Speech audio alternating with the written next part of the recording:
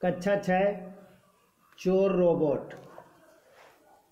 क्या आप जानते हैं दुनिया का पहला मानवीय रोबोट इलेक्ट्रो था, जिसे 1939 में वेस्टिंगहाउस द्वारा बनाया गया था।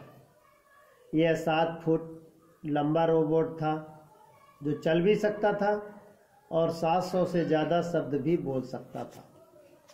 मनुष्य ने विभिन्न वैज्ञानिक आविष्कारों द्वारा अपनी सुख सुविधाओं के लिए तमाम साधन जुटा लिए, लेकिन इन आविष्कारों का दुरुपयोग कर वह दूसरों के लिए मुसीबत भी खड़ी कर देता है। यदि रोबोट में कुछ खराबी आ जाए और वह आदेश मानने की बजाय आदेश देने लगे तो मनुष्य जाति का क्या होगा? ईमानदारी, मानवता, बुद्धिमत्ता, वैज्ञानिक दृष्टिकोण प्रश्न संख्या 95 में प्रस्तुत किया गया है। स्वप्निल पिछले कई दिनों से परेशान था। उसके यहाँ से कीमती चीजें गायब हो रही थी। कभी लैपटॉप, कभी मिनी टीवी, तो कभी घड़ी और कभी और भी न जाने क्या क्या गायब हुआ था। घर में कोई अनजान आदमी भी नहीं आया था जिस पर शक किया जा सके। घर के सभी काम, यहाँ तक कि घर की पहरेदारी का काम भी रोबोट के ही सुपुर्द था। फिर भी लगातार चोरियां हो रही थीं।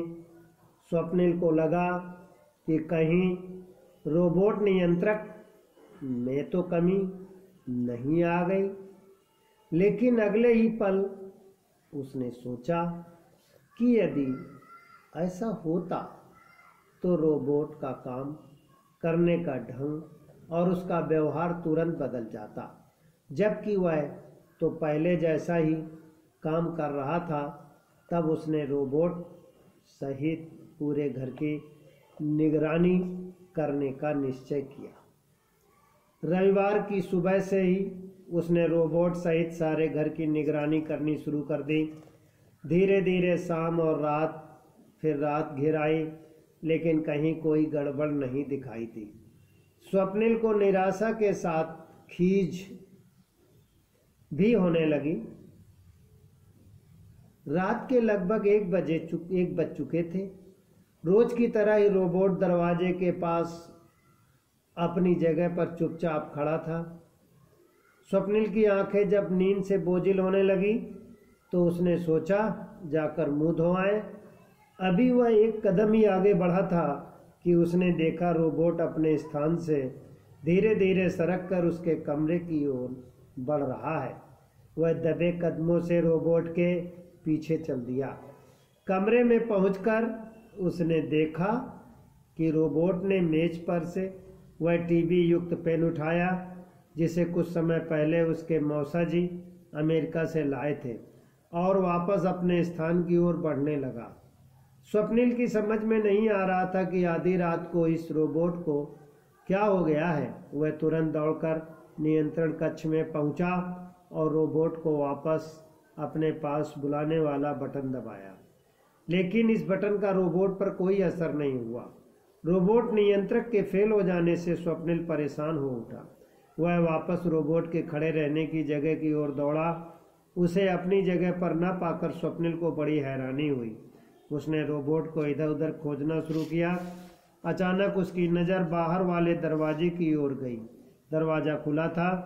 वह दरवाजे से बाहर निकल कर आया तो देखा कि रोबोट पड़ोस में रहने वाले कैलाश के घर की ओर जा रहा है। रोबोट की इस अजीबोगरीब कारस्तानी से स्वप्निल का दिमाग भिन्न आने लगा। वह समझ नहीं पा रहा था कि रोबोट कैलाश के यहाँ क्या करने जा रहा है। कैलाश रोबोट नियंत्रक को ठीक करने का काम करता था। जब रोबोट कैलाश के घर में घुस गया तो स्वप्निल ने दरवाजे के पास जाकर अंदर झांका।